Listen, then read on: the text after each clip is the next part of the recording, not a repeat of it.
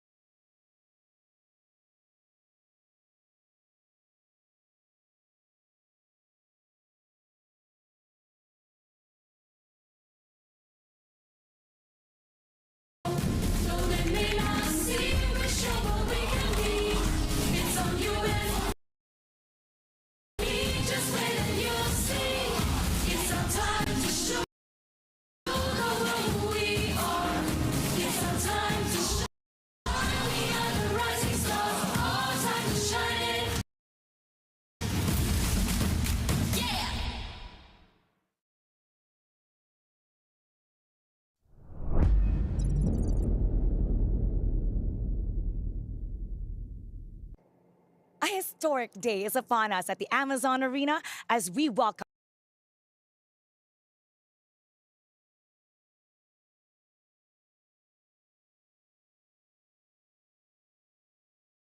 the second semifinal match of the Mid-Season Cup 2024 at the Esports World Cup. That's right, because for the first time since the inaugural international MLBB championship all the way back in 2017, that we're going to have a Singaporean or a Malaysian representative reach the tournament's culmination. Our upcoming matchup will clearly define the evolving competitive landscape that's unfolding right before our eyes. And the question remains, can the Singaporean all-star lineup give the red-hot Selangor Red Giants their first match defeat in over 100 days? Or will the Malaysian champions remain undefeated and claim another key to advance to the grand finals? We're going to answer every single one of those questions as we continue our journey to see the world here at the MSC 2024 at the Esports World Cup.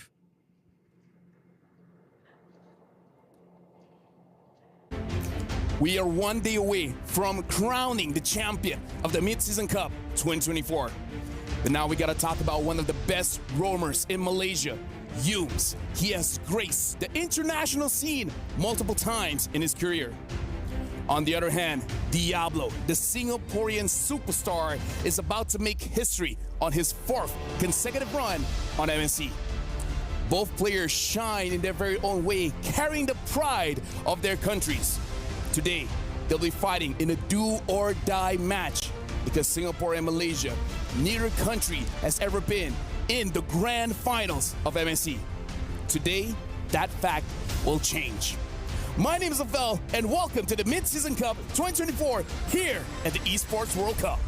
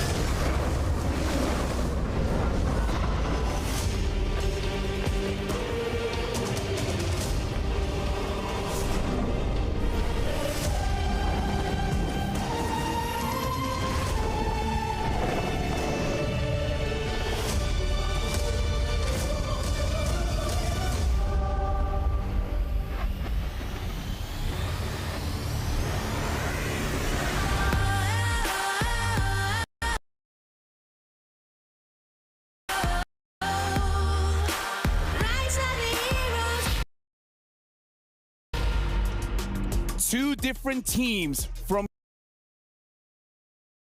two different countries, both wanted to make history. Welcome to the fourth day of the Mid-Season Cup 2024 here at the Esports World Cup. My name is Afel. Alongside with me is our analyst, Wolf, as well as Gideon. How do you guys feel? Are you guys prepared for today? I am prepared with my stats probably, but I might not be prepared of what's coming because I know for sure that. And I've been always in public about this. MY and SG as regions, they're the most unpredictable. I mean, of course we're going to be the most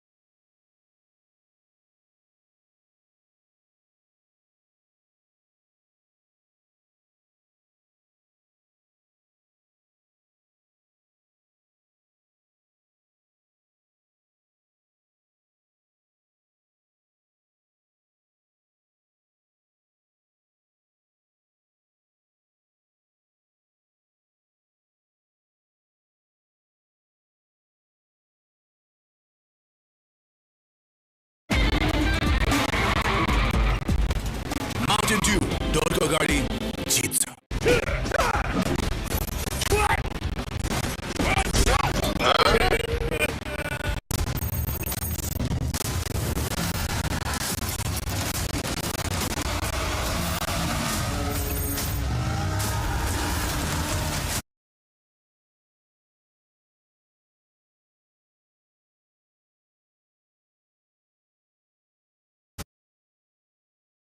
Because we've seen a lot of Ling bans, a lot of Aurora as well as Chip when you're on the red side, but maybe they're willing to let one go and maybe ban something out like the Roger, where again the pick rate of the Roger is insane.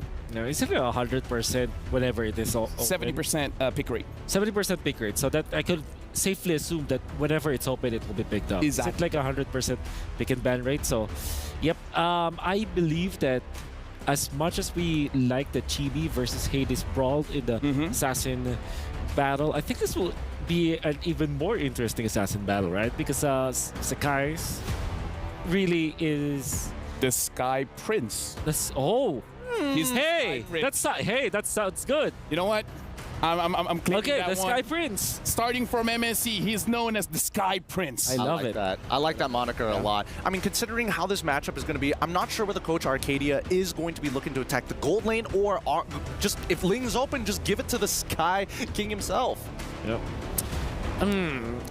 Maybe Ling should not be let go by any of the teams just because of how OP the Ling is. I would say that this should be like I want to see like a Nolan versus Hayabusa battle again. But isn't that Hayabusa favorite at the end of the day? Actually true. I mean, yes, you can move around the map a little bit That's faster, and I would also make an argument that maybe even the Fanny might just be a little bit better, so you have an extra bit of punch in the early game. That's true. I just feel like Ling is like way too OP to kind of force a battle. It's not even a duel at this point because the way that you handle the Ling is more macro based, wherein you try to stop the split push and you kind of focus a lot on the neutral objectives. So, yep. Here's the thing. Moscow. I kind of feel like NIP Flash will have a bit of a difficult time going up against Selangor Giants when it comes to the draft, just because for some reason you feel like Selangor Giants haven't revealed their full lineup just yet in terms of the heroes that they can use. But I'm gonna update you guys. Selangor Giants, they have started a ban. They're banning out Valentina, Louis, as well as Benedetta. For NIP Flash, they ban out the Chip, Angela, as well as the Roger. SRG, they first pick up the Moskov. So no Ling, huh? Yeah, no Ling ban, and so far, no pick so far. NIP Flash picking up Cho and Martis. Immediately picking up the Martis. So with the Moskov, you need some sort of protection. Immediately what goes to my mind is Terizla, as well as the Edith. It could be the pick here for that is SRG, right? On the Yep. I think SRG Moskov, yeah. Generally, I think this is just going to be a hard read from the side of NIP Flash, right? They're thinking, okay, we don't mind giving you the Ling, we don't mind giving you, these big assassins because we got the Way of the Dragon to completely shut it down, which is something that I've noticed amongst, the Singaporean region. It's a one-in-one answer. It's not a double up and finding those big overlaps. So it is just to going to be update the as Ling. well. RG pick up Ruby and Ling, yeah. No, I really like the Ruby because it was the answer to the Cho because you can cancel the Way of the Dragon from happening. That opens up probably the Terizla, right? That should be open for NIP Flash.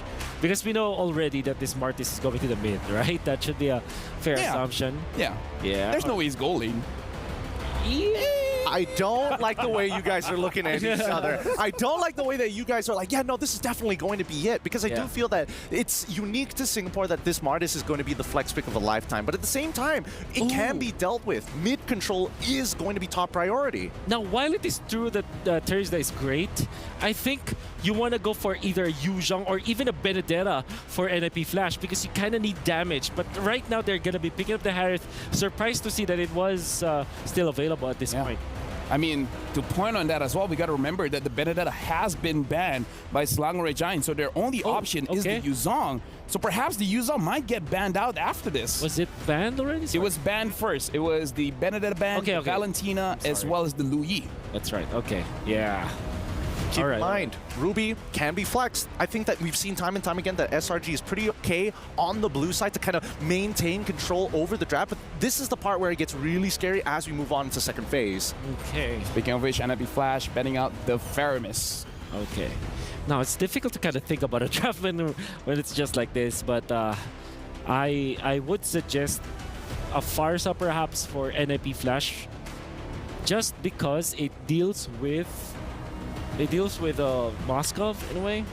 Nah, I feel like they're locking in that Martis. I feel like that Martis will be mid. I mean, like, again, technically it's a flex, right? You can put it in the jungle, but why not just let Curtizi have the Martis so that you kind of have a double jungle kind of thing? In a way, you pick up Julian because you need some sort of magic damage. Stormy can use the Julian, and his Julian is insane. Probably best than most junglers. Yeah, I can agree with that. But I think at the end of the day, the most important thing is can you clear the mid, especially against the Martis, and not receive like a terrible trade. We've seen multiple teams taking awful trades against this Martis, and they're like, oh man, I've lost all tempo in the first 2 minutes. Okay, so... Yeah, for now, honestly, we gotta ask the casters. Looking at the first 3 picks for Selangor Giants as well as NIP Flash, what do you guys feel? Especially this Martis mid. How does the caster feel? Oh, we feel pretty good, I would say. You know, that Martis in the mid lane, I like the moniker too. By the way, we both shook our heads here. The Sky Prince. Sky Prince, baby. For Sakai's, I like it. The Ling is here. I think the draft, I think NIP Flash doesn't waste any time. They already know, SRG already knows that this Martis is a possibility, so I think NIP, if they can get some momentum in first game, catch them off guard with this, able to pull off a win with this type of pick, then it could really set them in the right motion for the next 5 games.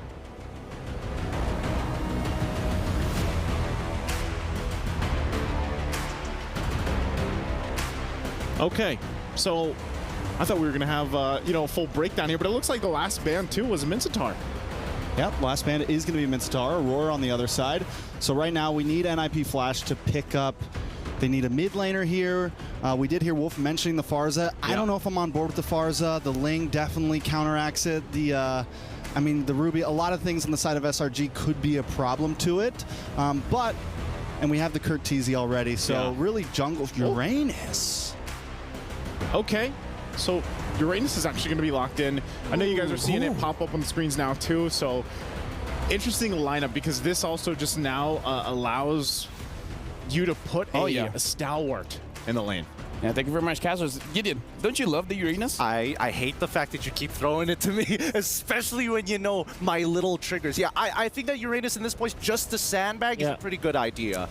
The typical answer to is Dairoth, and Dairoth plus Ling has been a staple in Indonesia back in Season 12, and that was a great combo. I'm scared that that could be picked up because then if you have the Dairoth, you burst down the Harith as well as the Martis, and you also have kill potential versus the Uranus.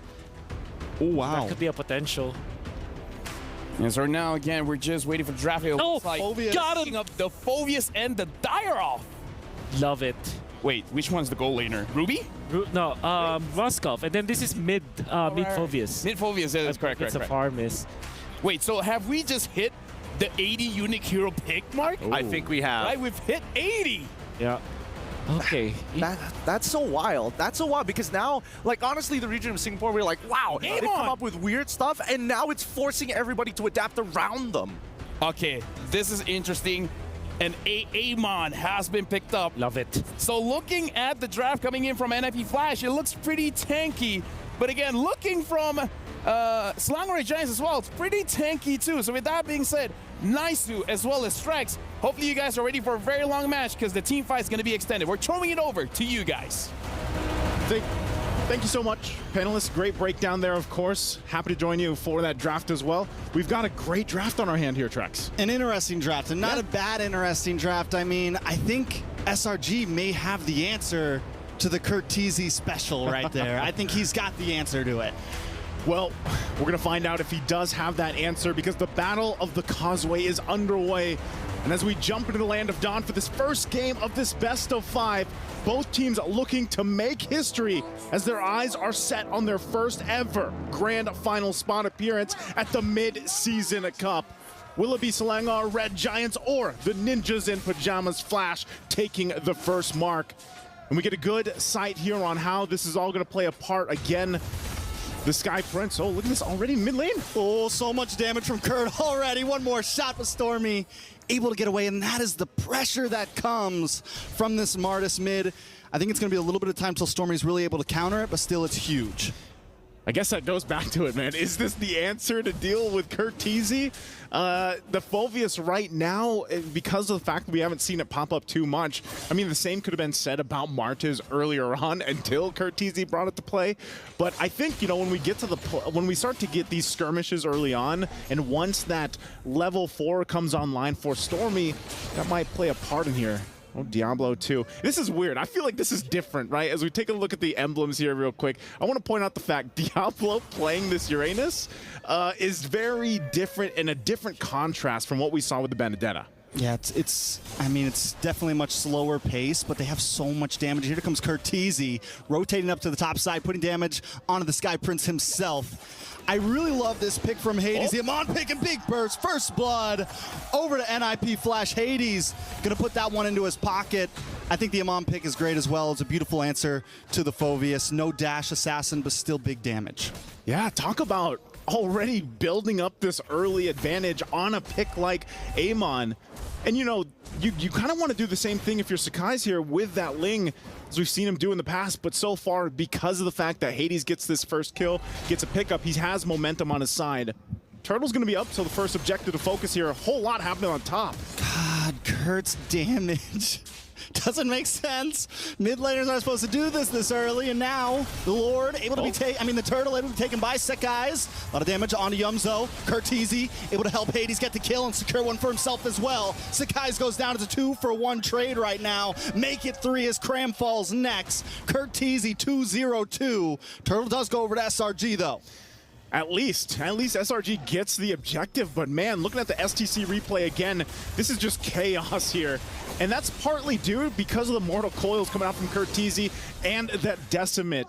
So at least, you know, there's a pickup there as well, but man, NIP Flash coming out this game 1 with a flash. You know, it's very strong start for them. Looking at the items too, no first items locked in just yet, but they will be falling into place very soon. With this lead they've gotten themselves, and even just having those arcane boots, that little extra penetration will really help Hades here. And you know, this might be the answer to put Diablo on this Uranus. He's a stalwart in the XP lane. Just keep him there. Oh, hold on. Hades gonna come in, should be able to burst down Cram. Cram goes down once again. Crammed into the coffin, man. It's 0-2-0 right there, and that is a bad start for a Dairoth. Yeah, this is a bad start for a Dairoth, or for anyone, really. I mean, even this, Yums, okay, he has to flicker out, so he should be fine. Goes in. A little bit of damage, nothing too major. You know, a lot of people would say it's highly debatable. The Dairoth does counter the Esmeralda back in the day, but I'm still a believer that I don't think it does it for the Uranus. The Consecration's able to just get him away, and we're starting to see that. You add that up with a couple deaths on the Dairoth, it's becoming a problem in that AXP lane. So then we have to start to think, all right, well, with the Dairoth that you have here, with this lineup that SRG has, there could be a certain timing for them to kind of like pop off at this point, but because of the fact that Sakai's has had such a difficult time, he's going to take a lot longer for Ling to build up here. Corrosion Scythe just being locked in by Innocent down here in the gold lane. Of course, that classic matchup we see so much of against the Harith. But even with that, SRG actually wants to go ahead and contest this turtle here. Look what Diablo's doing too. He's just being a nuisance. Might try to get the retribution out, but won't be able to. So they forced him out of the turtle. Oh, and JPL's position as well, just keeping Sekai's at bay here. Kurt Teasy going to come in. SRG now finally kind of controlling the pit here. Nice lockup on a JPL. Demonic Force does pop, but Stormy unable to use it once again. JPL able to get the way of the dragon. Vanex putting a lot of damage down. Cram able to just get away. Zamon's Force does drop. Humes first to fall in the fight there. Innocent now going to get involved, able to get the spear against Diablo. Pin him against the wall, but Diablo pops concentration, gets away. Turtle goes over to NIP Flash. Spear Destruction does not connect. Curtizi goes down. Stormy able to pick it up, looking for another target. Sekai's there as well. A double kill for Stormy. It's 2-0. Turtle over to NIP, 6-3. Hey, that might be the answer, man. Give some kills to Stormy. Let him pop off on this Fulvius pick. And I would like to know, too, maybe this is that 80th pick unique heroes for the MSC 2024 here. And again, looking at the items fall in place, he's already got that Clock of Destiny locked in now for Stormy. This could be a big power spike for the team lineup here from SRG, because so far there hasn't been a direct answer just yet from Curtizi. They're going to have to shut him down. Ooh, I'm offended. On to 2. Curtizi goes down. The pick is starting to fold. JPL taking some damage as well. Demonic Force doesn't get proc. Stormy doesn't need to blow the load yet. Hey, man. Humes is like, you know what? I've been seeing way too many Mortal Coils. You escaping Curtizi, and they finally get him handled. So now it's shifted a little bit for NIP Flash. They have to have an answer for Stormy. We know that Fulvius, now traditionally in history when he is picked up, once he gets a lead like this, I don't know, he just becomes almost unkillable, especially when he pops that Demonic Force against them. JPL gonna get some information, will get zoned out there, but that's the thing. NIP Flash, great start for them, but they could easily lose that lead they built up already. So both teams, I think, are going to have two very hard-to-kill forces. We have the Uranus with Diablo. We're going to have Stormy for SRG. Both teams do have answers, though, right? You have Humes and Innocent, who should be able to shred down Diablo. He should be able to get away from this. And then on the other side, you have JPL, who can get that big way of the dragon, stun up Stormy just long enough that maybe they can burst him down. So it's going to kind of come down to who can get these big boys out of the way. Yeah, it's all about, like, getting them out of the way, but at the same time, you're buying time for your gold laners. You know, like, Innocent needs time. Obviously, he just picked up his next item, the Golden Staff, now for this Mozkov. This is the third turtle of the game. Looks like NIP Flash is just going to go ahead and start it up and try to keep Sakai's from getting into retry range here. Pinch Poise is up. Zamon's Force does drop. Humes drops along with it. Turtle looking like it could go over to NIP here. Sekai's still there. Stormy taking a little bit of damage, forced to back off. Cram backs off as well. Down to the boss side, though. Innocent able to take a tower during the chaos. Hades finds the turtle. So tower for turtle, plus pressure in the bottom lane. SRG not completely losing out. They get what they can. NIP Flash, you know, it's better that they just go ahead, get that turtle. They got a kill off of it, but SRG at least making some macro play here. It's part of, you know, basically the chessboard, if you will, because SRG, they got to have space to work around with, especially the lineup. This is where the Ling gets to shine. You have a space advantage around the map. You can then go ahead and put pressure as well. So it reverts from Innocent doesn't always have to be the one split pushing. You can then let Sakai's do it. He shows up for these objectives and tries to steal it. Now, part of that, too, is where does this Dyroth fit into this whole thing? And it might just be, you know, oh, hold on. JPL take some, should be okay. Should be okay. He's all right. I was going to say, you know, it might just be getting that armor penetration on with that Dyroth. And, of course, the Abysm Strike's a little bit tough to land here, I would say, against this lineup from NIP Flash. But also items locking in here. Berserker's Fury now for Sakai's, working against that gap. But look at this. The Genius Wand 2 from Hades will help with the fact that you want to play into Vanix. You have this Harith. You got to let him shine at some point, but already looking at this fight for mid-control, if they can get the tier 1 turret down, that might be best for whoever is able to do that before the Lord comes up. Yeah, tier 1 mid is going to be huge. Both teams have lost a little bit on the side lanes. Nothing too major. Hades versus Sekai's, though, I'm wondering, they got to do something about Hades because Sekai's having trouble getting in onto these neutral objectives, because if Hades has that ult ready to go and he lands it, it's a lot of damage onto a squishy Ling, right? And it's something you're not really able to dance around. So SRG needs to create some space when it comes down to these Lords. Taking a look at these gold differences, Diablo right now, full 1.8 ahead of Cram. Yeah, he's been farming his mind out. JPL, though, constantly looking, possibly conceal. Man, I feel like, you know, when we saw JPL earlier in the matches, he was such a playmaker. Right now, it looks like he's struggling to really find the right setup. But he's got the, you know, he's managed to do it 4 times. It's just now at this point in the game, you have to be even more careful because of what's happened in the previous skirmishes. And although they hold, you know, a bit of a lead, look at the confidence that SRG has. They're going to go ahead, pull up the Lord, try to get the attention. Meanwhile, Diablo will continue to do this against Sakai's.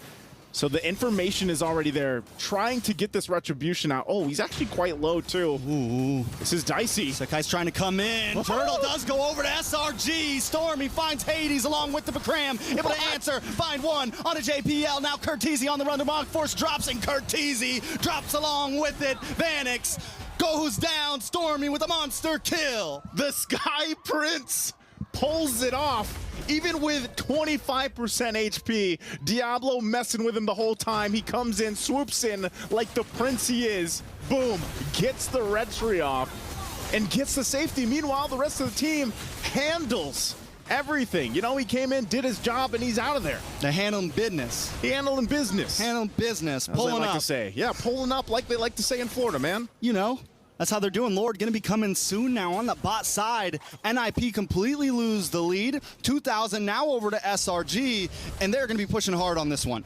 Yep, they're going to go ahead and get these tier 2 turrets now. NIP Flash, you know, they started, like I said, with a flash in the beginning. And now they're being kind of stopped here a little bit. Shields are going to pop. They might be able to hold on to this turret here. It looks like they will be able to in the bottom lane. JPL still kind of struggling to find his setup because he kind of is that front guy to be the initiator for this matchup. Also, keep an eye on Hades on his plans there. Oh, JPL wow. down. JPL Couldn't even cast down. that one. He's just deleted. And, you know, at this point, Hades is like, you know what, I'll just go ahead and get these buffs. Get what I can, steal it, and try to slow down this shift. Whoa. But, oh, this is tough. Hades. Yeah, a lot of damage. Tempest of Blades, right to the face. Takes Hades right out of his place. Hades down. Sekis able to put another kill down on the board. Man, Sakai's he's tired of it. You know, he dealt with the pressure in the early game, and he's like, I am not having that anymore. Also, too, for Cram, his job has just become be a little tanky, be this tanky Dynroth, get that debuff, that armor penetration on, and then let the rest of the team shine. Meanwhile, Stormy has not died. He is basically an unkillable, whatever Phoveus is, demonic force guy. He's a demonic force. And how do you deal with him if you're NIP Flash? Because their lineup's pretty squishy. Diablo, look at this. Ooh, a lot of damage on a Diablo. Pops a consecration, but damn, it's too much. The unkillable Diablo, the Demon King himself, taken out by the Sky Prince. I've never seen a Uranus go down that fast. Like, talk about damage burst already.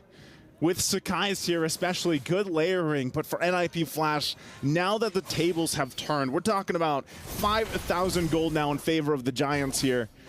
With this momentum that they have, NIP Flash is kind of left to wonder, how do we actually win these team fights? How do we get the advantage in our favor? A Malefic Roar also being picked up by Sakai's will make that even more difficult at this point. JPL's almost at risk. I mean, he's almost... Oh. Ooh, Curtizi pulled in with the Yama Fender. The burst damage connects over and over, but Curtizi still able to just get away. Tempest of Blades drops. JPL flickers back. The Mons Force is there to help out. Trying to dance around. Van X trying, but he still falls.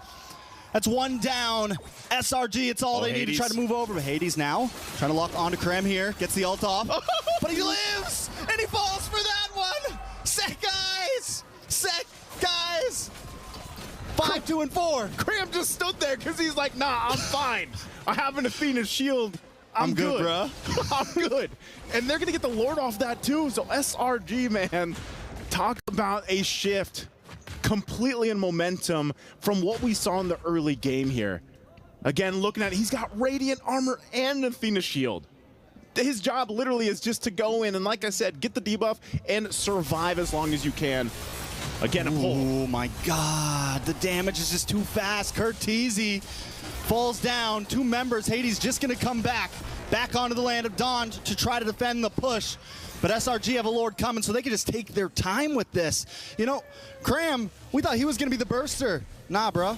I got a Ling for that. I got a Sky Prince for that. You got Innocent. I got an Innocent for that, bruh. Innocent has just had what I like to call the gold lane experience. He just farmed up his entire time.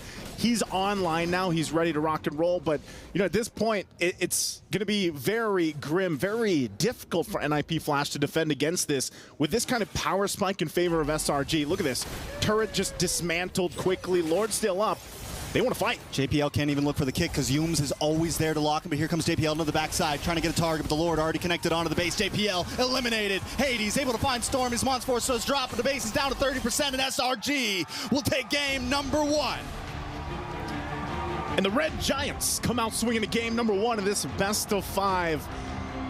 And man, that was the answer. We were wondering, what's the answer to the Martis? Well, it's the Sky Prince, along with the squad here. Again, great squad. Great performance from Selangor Red Giants, man. With this kind of lineup, with the trouble that they had in the early game, talk about the adjustment. And that is why these guys have been undefeated for, I don't know, 100+ days at this point. The synergy they have, the way that they can pick up each other from the different lanes, different roles, are great. So let's go ahead and throw it over to our panelists to see what they have to say about game 1. What we have to say? Dude, that was clean. That was clean coming in from SRG. That was huge momentum. I mean, I thought the early game was pretty much doomed, right? How many kills was given over to NIP Flash, and somehow we did see SRG swing it back in their favor off of one singular fight. Yeah, this fight, which kind of proves to me that at least the Land of Dawn Lord is actually Malaysian. You know? Yeah. That's... I mean, it felt that way. Here's the thing: the Sky Prince Skies did his job, but the Prodigy, man, Stormy, like he's like, okay, you want to play fighter mid? We'll fight fire with fire. Yeah, this is amazing. And this is why I felt like picking up the Martis, and you did ask me during the pre-show, this Martis will be noticed by SRG. No way, Coach Arthur. Anticipating the Phoveus that will be eventually picked, because Uranus is an answer to the Phoveus, but they did not take for account this Darth Ling, classic combo from way back, and you can see how massive it is in the mid game. Apply that shred, just let Ling do all the rest of the damage, and if you need a little bit extra, Dyroth can even add their ult into the mix. I mean, we gotta talk about the new item. Well, not new item. It's been revamped, right? The Clock of Destiny on this Phoveus, making it so that he's even more tanky. He died once, but because you want some magic damage to on this Phoveus, particularly in this game, you kind of want to have some sort of build up, at least some sort of additional damage. Because if you pick up the Dyroth plus the Ling and the Mousecap, that's so much physical damage. Yeah. And on the flip side, it was the complete opposite here for NIP Flash. That's why I thought the Amon was okay. Yeah, it works in the early stages, but then it was like Harith, Uranus, and then Amon. Your only physical damage is the Martis. It's like completely reversed between the two teams. I would favor physical damage because it's more scaling, and you saw that after an abysmal early game, they recovered, and in the late game, it was difficult for the physical damage dealers that scale to be dealt with. now here's the thing, like, it was a very bad start for SRG, but somehow they were able to claw it back up. Can you show with Bob what really happened that made SRG win the game again? Well, win back the game. The most important, I would say, timestamp for this one is at the 9-minute mark, where it was the First Lord, and we are going to see that there are good steps that NIP Flash did, but only some minor mistakes that they kind of let through that made this difficult. So at 9 minutes in, they were ahead about 2,300 gold, as you can see up top. And then if we look at the minimap, I do hope that we will be looking at this minimap. There you go. There is an invasion that was being done by Uranus. Maybe it's not that clear at this point, but that is the first step. And then the next step is to actually look at the Lord, wherein it was NIP Flash started it. But now you look at Mr. Hades, who actually popped the ultimate at this point. So if you think about it, the HP of the Lord is not yet at retribution range. Usually when you pick up the Amon, you utilize the ultimate and then retribution, right? So that there will be no steal. This actually allowed the Ling to catch up, and then another mishap happens. Look at this.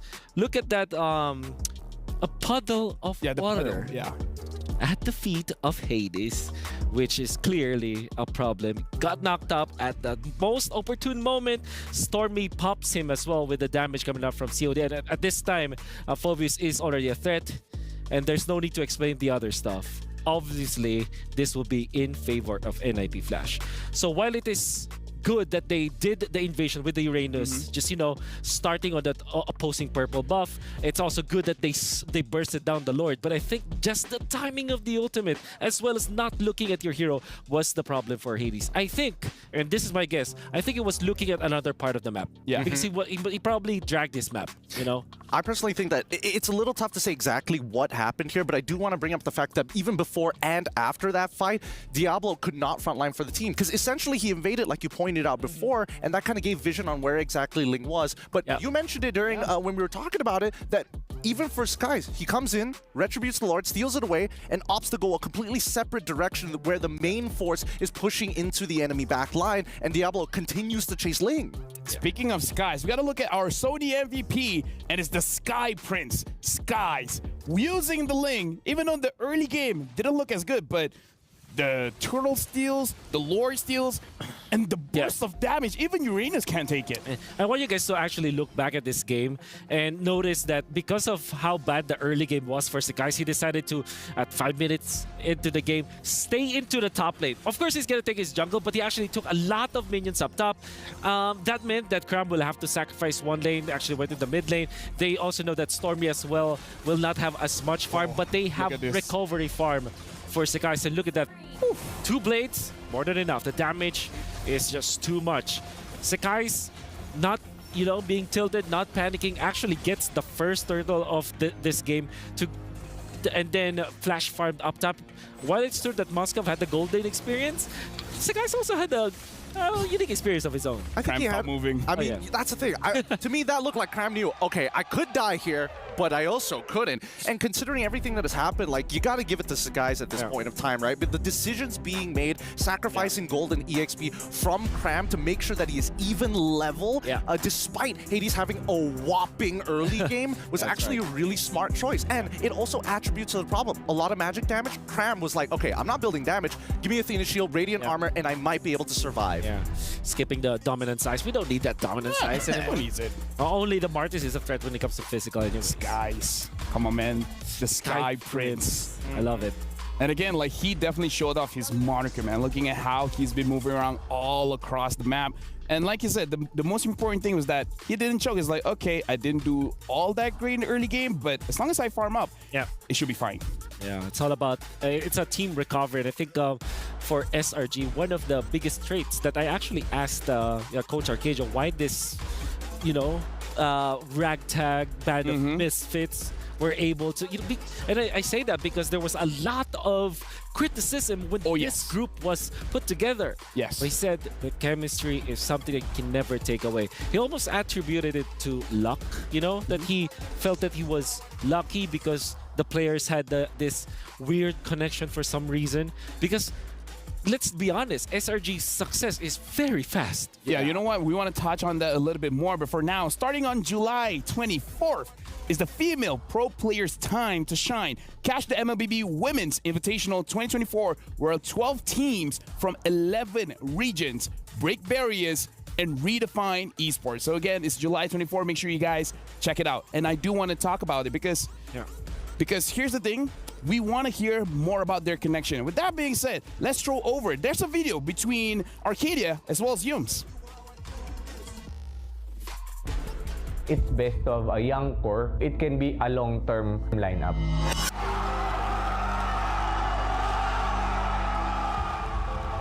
Like just now we discussed, all these players are actually under 20. Is this part of your plan? I would say yes, because when I was still in my former team, like before RQ, which is Echo, my vision in getting Sanji and Sanford is to make sure that the core lineup is young. Because they are young, it's still easy for the organization to stick with the players because they still have a lot of ages to play. And unfortunately, sometimes in esports, when you get older, reflexes doesn't get better. We were thinking that it's best of a young core. It can be a long-term lineup. That's actually an interesting perspective. Making sure that you get them while they're still young so that they have a long period of time in the pro scene. That's... I haven't thought of that. Even outside the game, it seems like SRG's game style is scaling. Yeah. Oh, yeah. But here's the thing. You guys are talking about it every single time I'm able to talk to SRG. They never talk about in-game stuff. Yeah. They keep saying our synergy outside of game is amazing just because we're roughly the same age. And like Coach Arcadia says, like, it's weird. They just have this magical connection. It kind of... The way that he described it is that it was almost instant. The way that they managed to kind of play together as a team, and the synergy was there. But at the same time, they also played a lot before that. They also had different targets every time that they trained. So it's not just like, okay, play this hero, master this hero. No, it's not like that. They try to plan where they have to focus on for each and passing day. I do think that this is a lot attributed to the fact that Slango Red Giants Esports, they are backed by a football club, a state football club. Right? He actually mentioned that. Yeah, and the important thing about this is because before this squad even got together to play competitively, they had quote unquote a boot camp, a bonding experience. And I think a lot of those similar, traditional sport methods really came into play to help build that chemistry and connection. I'm so glad you pointed that out, because that was actually coming from Coach Arcadia himself. It was that sports mindset wherein you don't have to look for immediate results. You have to really trust the process, and that's really what happened with SRG. I mean, I hope more teams learn from this because, again, we've seen many different teams. One season, you're out, right? And again, like you guys said, it's a process, and we can see inside the mind of Coach Arcadia is that grab the players that have a long lifespan in the scene. With that being said, we're about to jump into the draft. Right now, NIP Flash have shown the Marcus is still very, very strong, almost getting a lot of first bloods in the starting of the game. But again, it looks like SRG has the answer for it, and it might be the Phobias. And the thing is, Stormy's a prodigy. He could use anything, so he might have different fighters in the back of his pocket. Yeah, and to be perfectly honest with you, sometimes when I'm talking to, especially with the Zoraveki, he's explaining to me, sometimes the players are just, here's a suggestion, right? It's not even part of the main scrim lineup that they've been practicing over the past couple of months. Sometimes it's spontaneous. Which speaks to how good the fundamentals are for SRG, and I think that is what they developed as well. Coach Arcadia himself told me that they had to develop the fundamentals so rigidly, and it's really what they hammer into the heads of their players, because if you master the fundamentals so much, it wouldn't matter if you had to adjust, like for example pick up the Phobius afterwards. Maybe there will come a point that utility should be the choice for Sekais, right? And they are prepared for that. So this is what makes SRG a scary club to actually face off against. Yeah, no, honestly, like Sekais, Coach Zoraveki said that this, like, Sekais makes his life so easy because if the meta asks for assassins, he can use it. If the meta asks for tanks, he can use it. If the meta asks for mage, sure, he can probably use it. With that being said, it looks like NIP Flash has started their bans, and they're banning out the Angela as well as the Valentina. SRG bans out the Chip as well as Moskov. Looking like NIP Flash is blue side and SRG is red side. Okay. The fact that they're getting rid of the Angela as well. Don't worry, I'll give you some time. Because the fact that we're seeing that NIP Flash is taking out the Angela as well as the Valentina doesn't seem like they're changing their strategy too much. But the real question really boils down to, are you going to get rid of heroes that force you to play or NIP Flash? So as a recap, that's Angela, Van, and Harith, Chip, Moskov, and well, they're still thinking about it for. I mean, I'm thinking whether or not they're just going to open both and be like, hey, I mean, Roger's kind of good, you know. If NIP Flash gets it, that's totally fine. But at the same time, they've got to have some backup plans. Yeah, I believe that, Roger. Oh, sorry, Sir Roger. So I think NIP Flash, I think you're better off picking up the Ling instead of the Louis, because I feel that it's difficult to kind of play Louis when there's a Ling, but then again, Louis is Louis, so... Louis is just one of those heroes where it's like, well, I mean, even if I die, at least I've TP'd my entire Exactly. Exactly. So yeah, I did my job. I did my double vacuum and my TP. I'm ready, good to get out, you know? Yep. Looks so like it is Louis, indeed. Yep, NIP Flash first picks up the Louis. SRG, I wonder if they want to pick up the Ling again. Ling Ruby, perhaps? Yeah, sounds good. It has been a strong opener for SRG for the most part of it, right? But at the same time, I am questioning whether or not Edith should come into play in these points of times, because again, it really boils down for Singapore to have these not only early game compositions, but real control over the lanes, which has been a top priority for them since the beginning of the tournament. Looks like SRG is thinking their pick here, so again, taking their time, but looks like they're picking up the Ling and the Claude. That's very interesting, picking up the Claude this early. Yup, very, very honest. Do you pick up the Rizla in this situation? I believe that that should be a good answer here, and then the Arlet as well. But then you kind of revealed both. Exactly. I think that Terizla is too much of a dead giveaway. I think if you start with the Arlet, at least you have a little bit more flexibility coming into the second phase. But you need a Vanix hero too, so yeah. That's true. I mean, they gotta lock it in now before it gets banned out later. That's true. Like, I don't know, will they be forced with a Nathan? That would be dangerous because I'm pretty sure Yums can use the Lolita. That's right. Which also should be picked up by NIP Flash, but I think they will not third pick it, and then the worst that can happen is that the third pick is Link Claude. Oh, of Benedetta course. Grok. They want to win the mid and they want to win the EXP lane, so they're creating a triangle here. Interesting. Interesting. With Benedetta being the Swiss Army knife of most EXP lanes, and honestly, doesn't really have a bad or super good matchup. At the end of the day, it's about that control like we were talking about. I'm getting the suspicion that they're going to start invading this lane on purple whenever they have the opportunity. Maybe even get a proxy if mid is going well. Cho looks good. Cho looks good for SRG.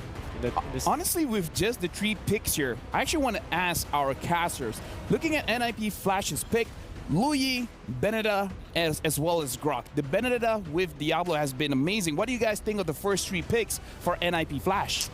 For NIP Flash, I'm loving it, man. I think this might be and I was talking about the Uranus pick last game with the Diablo. This time he gets his Benedetta, so hopefully this helps answer some of the problems here that they dealt with earlier. You know, I love that NIP doesn't... They're able to stick to what's comfortable for them while also adding a little flavor here and there. SRG, though, man, that Claude pick. I think we all thought the Ruby was coming in a second pick, but the Claude pick was genius because of so many marksmen being banned out. And now with NIP not picking it up, it's going to be tough if more marksmen get banned out as well.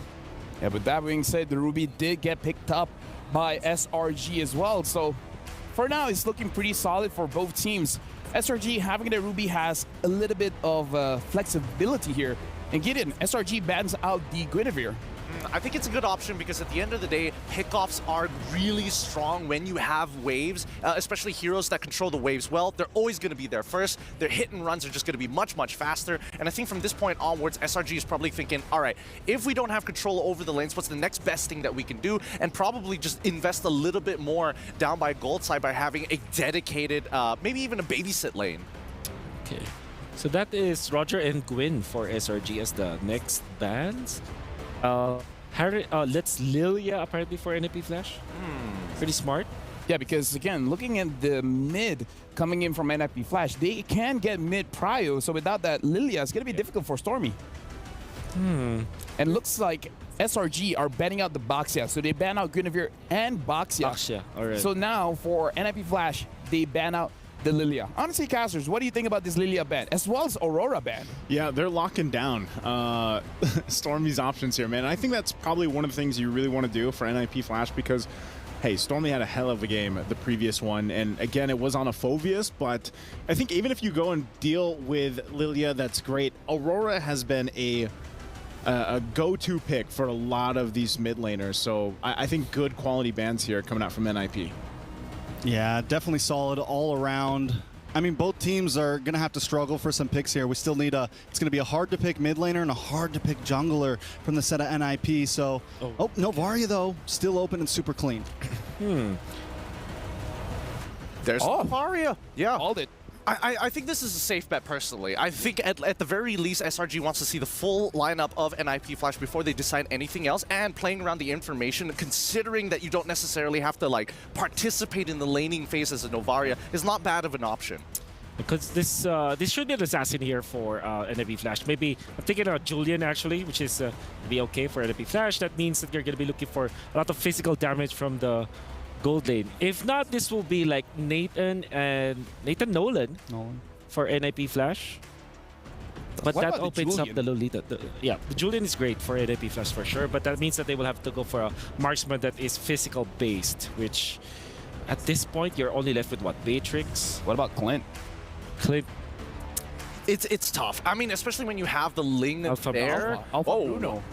No man, this is definitely Lolita, right? For Yumes? I wouldn't be too surprised if we do see it.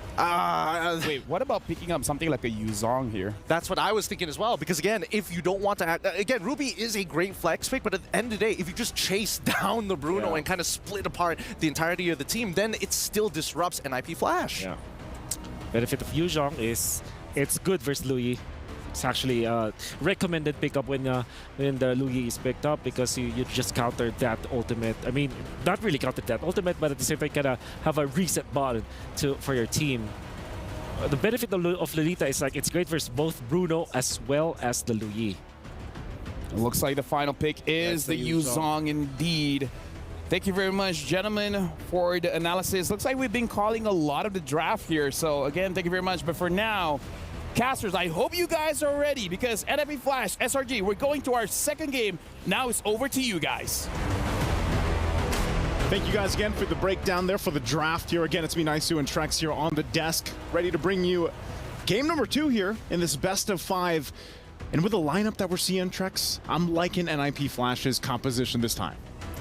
It's definitely, it doesn't look as like there's as many answers. The big problem, though, and another genius play by the coach of SRG, man, Yume's the Ruby getting flexed into the roam now. We've all been waiting for the Ruby roam, but it's mostly been AXP, but that's going to be a beautiful answer to the Alpha now. It's like every time they always find something to put a wrench in NIP Flash's plans. Hey, man, that's going to be Coach Arcadia for you here, but we're going to jump into the land of Donna once again, seeing if NIP Flash can go ahead and narrow down the series, get it to a 1-for-1. We'd love to see these 5 games of these Titans from their regions clash it out. Again, the first time that one of these teams will make it to the grand final here for the MSC 2024.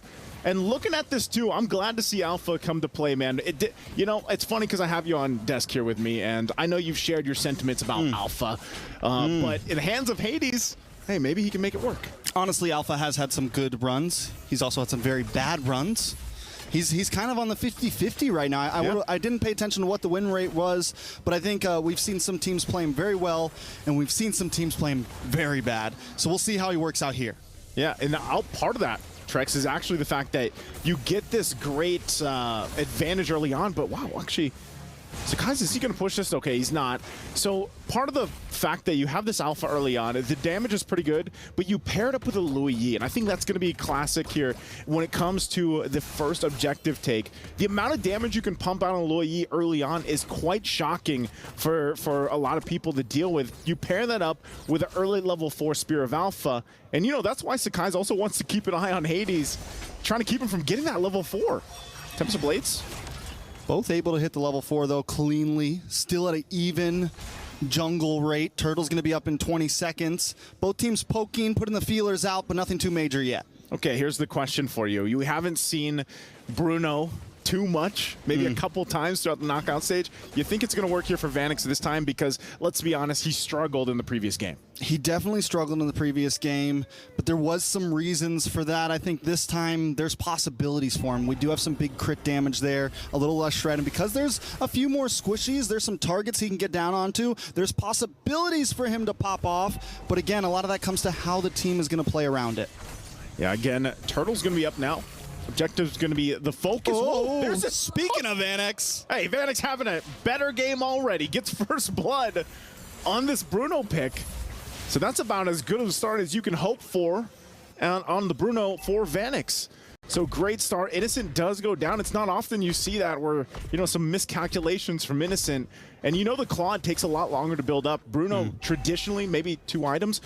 Good diversion play, too, here. Beautiful diversion play. They're going to lock on to Sekai's. The Sky Prince pops.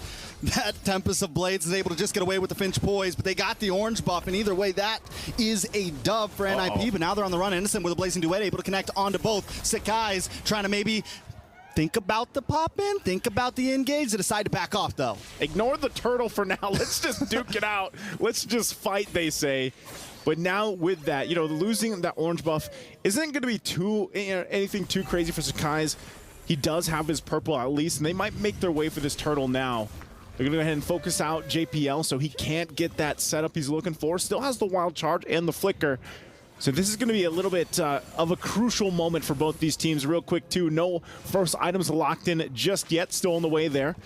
A couple level 2 boots also locked in for some of the roamers, the XP laners. Fury Hammer, though, for Diablo could be enough damage to pump out a possible kill early on. Remember, too, he's got that Petrify. So on the flip side, both XP laners, top side again. They're going at it. They're going at it, man. Blow for blow. Lane, yeah. But they're going to start up the turtle finally.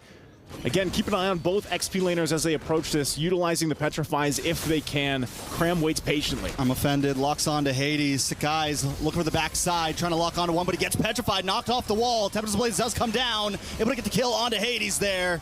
That's one down and a turtle. Sakai is able to secure it. SRG coming out on top in the fight. Man, the timing here. I'm not sure if they're going to actually be able to force JPL down. They might want to. Diablo may be able to help out, but Humes doesn't want to give it up. He's at least going to zone him away, and that's going to help out Cram here. SRG don't force it. Man, going back again to that turtle fight, great timing from Cram to use that dragon form that he lands the Petrify. They have enough CC to even just go ahead and handle Hades and then get the objective. So timings on the initiation. Here we go. We're going to look at the STC replay. This is what I'm talking about. Cram goes in, finds 2 targets, throws them in. Even JPL uses the wild charge, but flickers out. Unfortunately, they can't get that kill, but they get everything else they wanted for SRG. Yeah, they're going to have to start thinking about this Ling, man. Sakai's is a problem. And they don't have an answer, but Curtizi looking for the diversion once again, just like last time, except this time it's a different Creek camp. Innocent, though, onto him, pops the BMI. Looking for the dash over to Spear of Alpha connects. Innocent able to BMI away. Tempest of Blades comes down, knocks up Hades. Looking for the next target. Curtizi trying to run, trying to get away, but Sakai's won't let it happen today.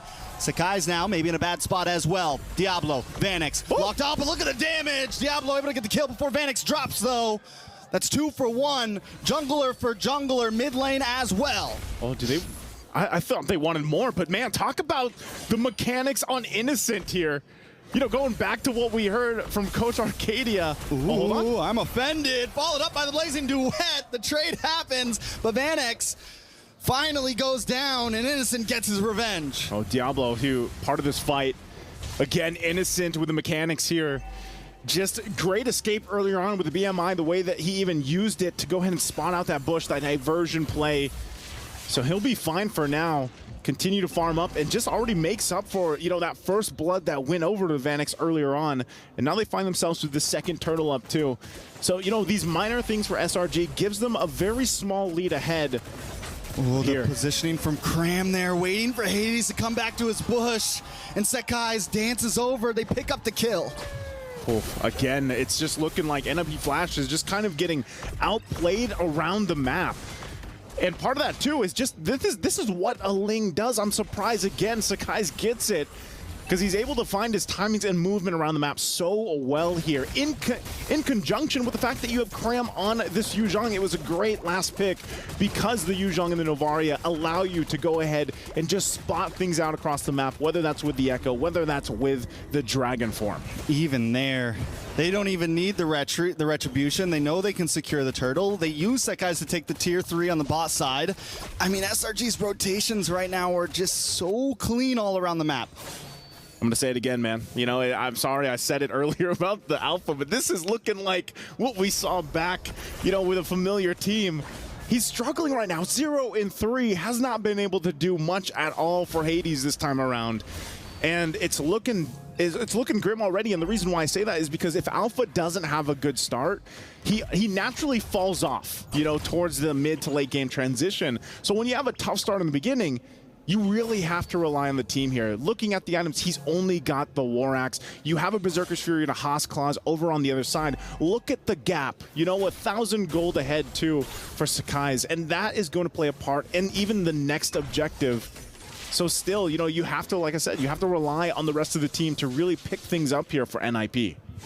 All right, so NIP. Oh, nice wild charge. Trying to pick things up like you said, but the damage comes in from Nooms. Big I'm offended. Pulse 2 into the blazing duet. And now JPL in a little bit of trouble, but Sekai to Sky.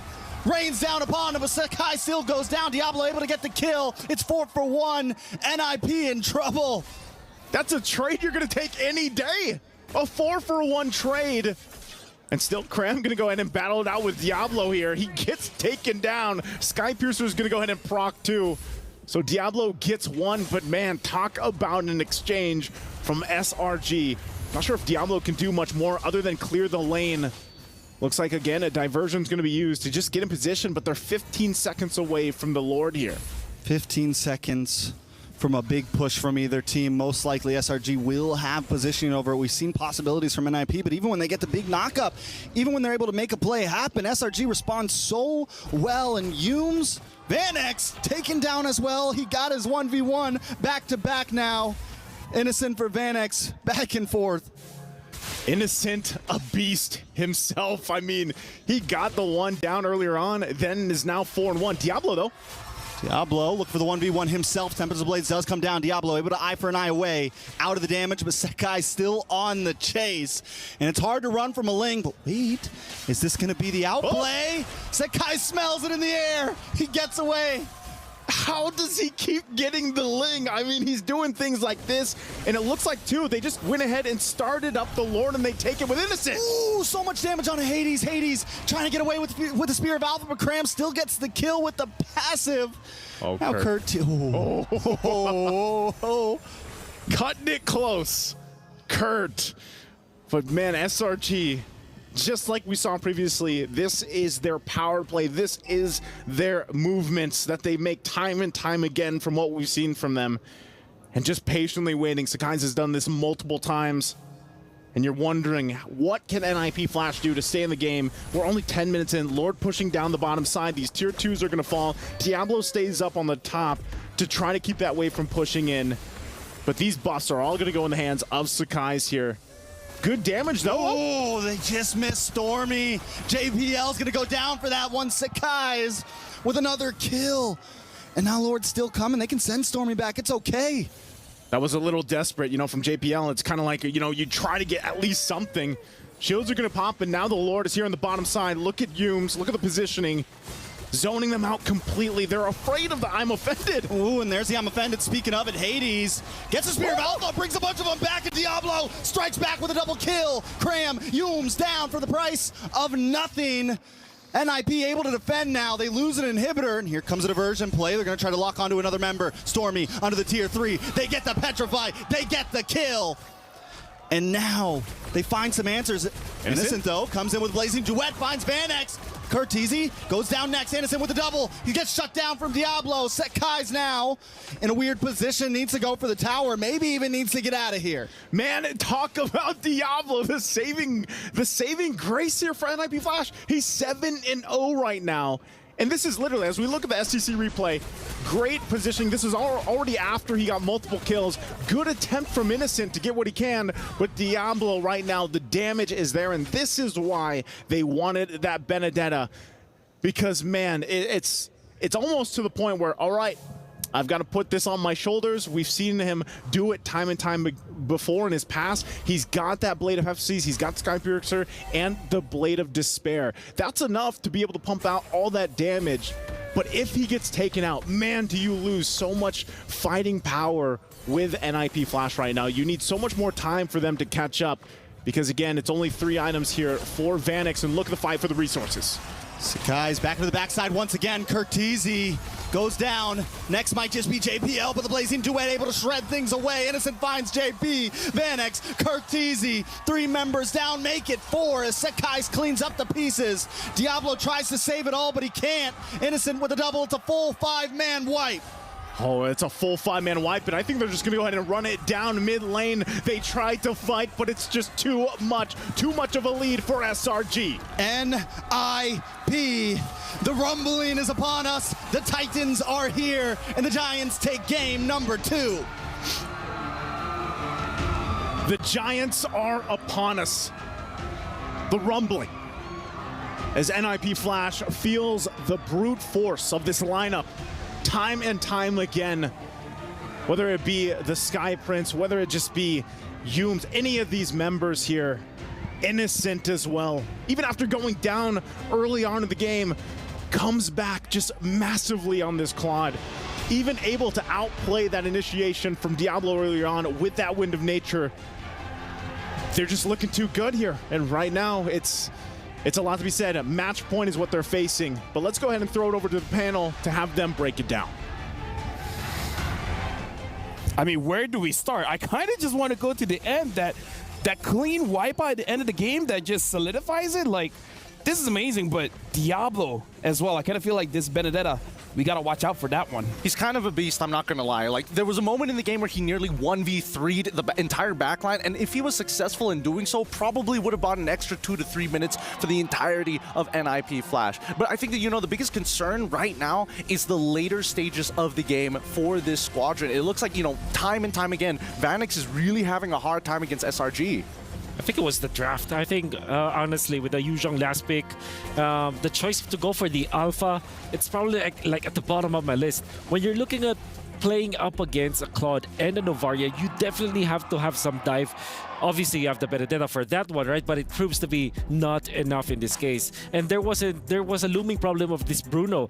This has a timer. Bruno will almost win almost all of the early game, but he has to win the early game. He has to dominate the early game. I mean, when we're talking about a draft, now NIP Flash doesn't have a lot of time because it's match point. It's 2-0. SRG needs one more win to make history.